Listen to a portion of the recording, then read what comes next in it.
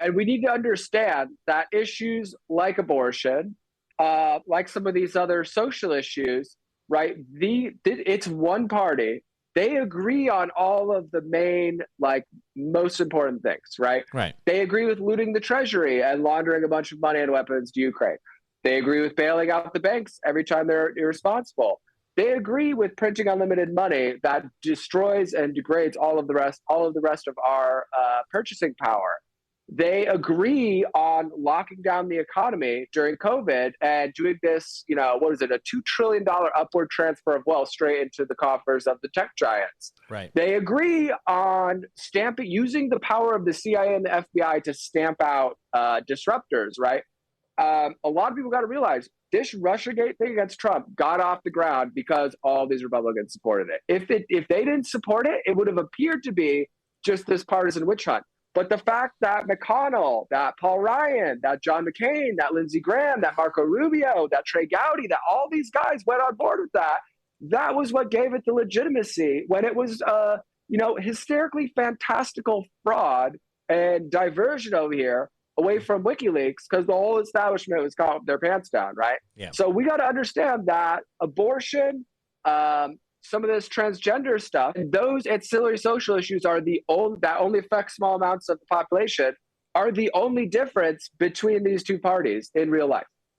Can anybody at this point really say that Mitch McConnell is truly fighting for our interests, or that Kevin McCarthy, who lives with that Frank Luntz guy, is truly fighting for our interests, or that most of these people aren't just, part of the club and don't care about the rest of us, right? I think that's more clear than ever. Yeah. On the Republican side, when people see how treacherous they are, and on the Democrat side, it's more clear than ever that, like, dude, all these, nice pie in the sky ideas that they're pitching you, you're never getting that. You are literally never getting that. It's like the student loan thing.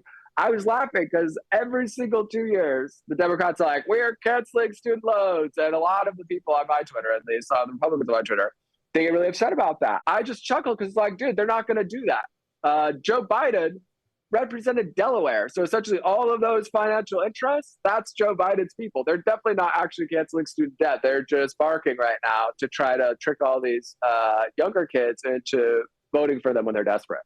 Right. Just like with those railroad workers, they could have, with an executive order, backed up those railroad workers and made stuff happen. And so this is a perfect opportunity for us to say, listen, I don't always agree with what the unions are doing per se, but as a limited, decentralized government proponent here, I am appalled by the idea that the government has the right to step in and intervene in a dispute between an employee and an employer, right? That should be between the two parties, and the government should stay out of that, right? So, I tell some of these union guys, look, I'm not crazy about some of the stuff you guys do. I'm not crazy about you collecting all these dues and just pumping it into the Democratic Party. But tell you what, I don't want the government intervening in between an employer and an employee, right? Right. These railroad companies, right? If you're the workers, now is the time, the threat of a strike, right, to get a few extra sick days. Now is the best time to do that, right? Because they had leverage. And it's another thing we could point out is how the entire mainstream media with this, it's a great talking point for us. The entire mainstream media, you look on CNN, what were they all saying? They were all blaming the railroad workers, saying like, oh, do you really want to shut things down right now? Do you really want to do this? They're like, we want more than one sick day because we work outside and it's very brutal conditions.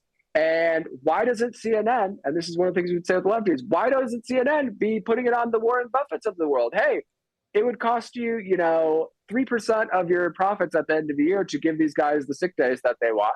Right. Why is it just on the workers, right? So